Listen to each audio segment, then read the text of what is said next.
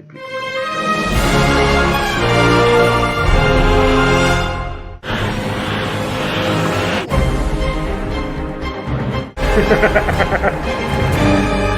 Next scandal.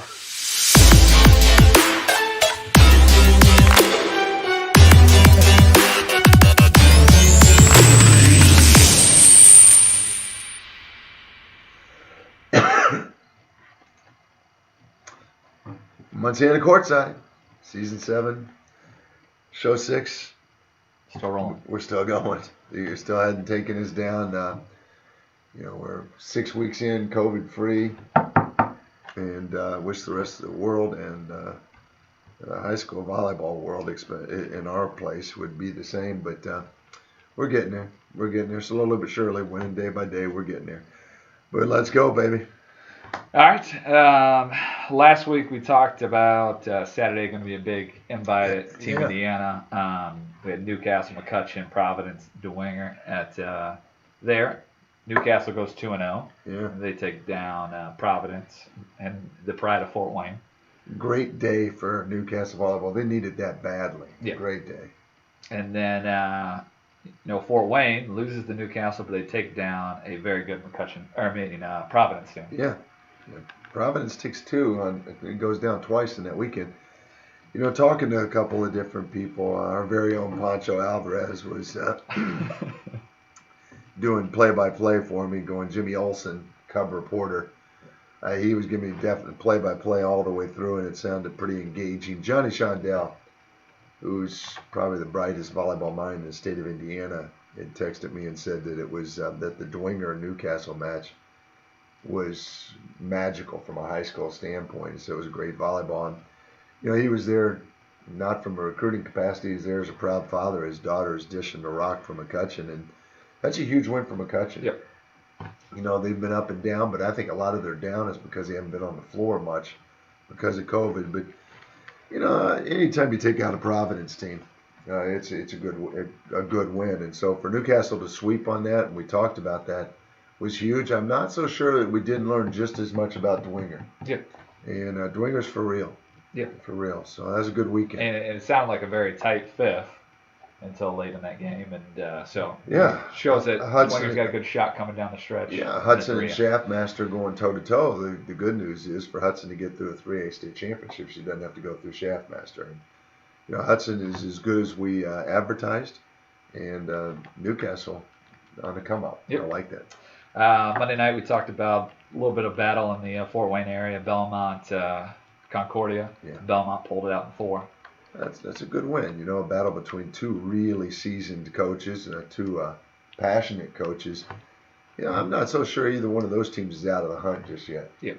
I think the Belmont and Concordia are always going to be in the hunt, and they're too well coached. Yep.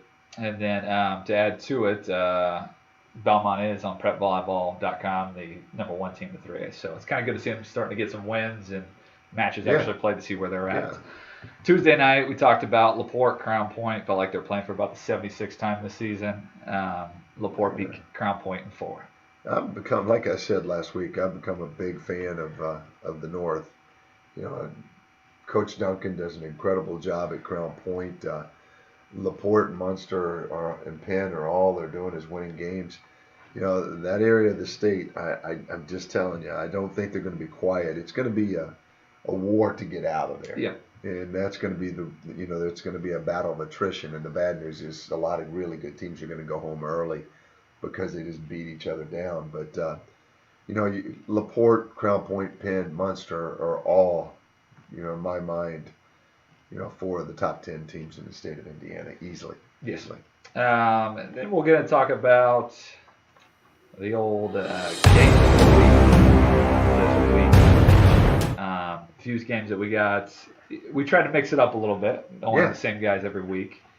Thursday night we got Hauser, 12-5 on the year, playing Trinity Lutheran, which Trinity Lutheran's 3 losses, all big 4A schools, and 2 of the 3, and then the other one was the top of Bar Reeve in 2A. Yeah, I think Trinity Lutheran's the better team there, but Hauser is a team that when we talk about legacies in history has always been a great small school.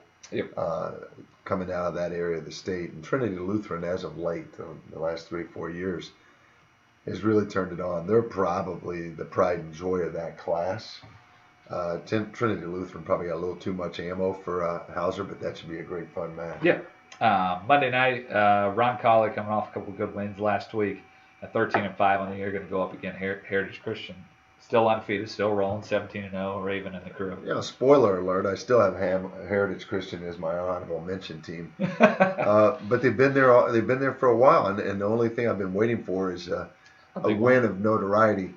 Taking down a Roncalli squad, would be that win. Yeah. They need that win, and they're a 2A school.